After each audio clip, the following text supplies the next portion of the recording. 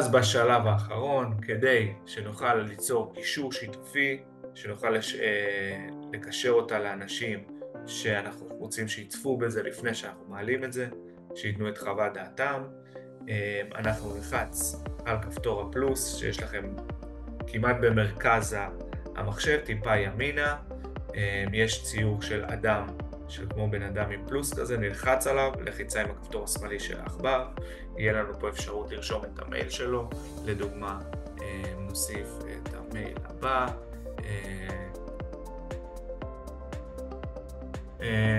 נרשום את המייל שאותו אנחנו רוצים לשתף, נלחץ על add